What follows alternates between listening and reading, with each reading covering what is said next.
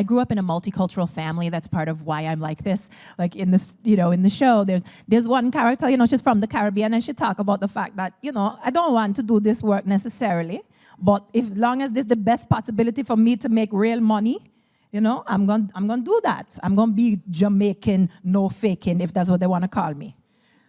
Even though I'm not even from Jamaica. That's how they market me. My family is from Trinidad. But anyway, the point is that I had all these relatives growing up. My family is black and white, and, we had relatives from every religion, Christians and Jews, and, the whole idea of growing up the way I did, I naturally had empathy for everybody's experience. I just did. It didn't matter that I looked different than my mom, that I looked different than my cousins. I still identified with them because they're my family. And so I started to think about that with sex work.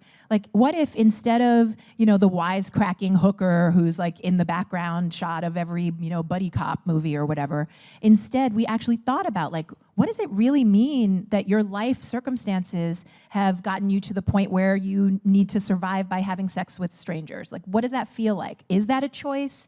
Would I choose that? If I have enough privilege, it doesn't seem like I would. So I wanted to explore all of those questions from the inside of that person instead of from a judgmental place of like, oh, that's dirty or that's bad, or, making some kind of judgment without living in their shoes.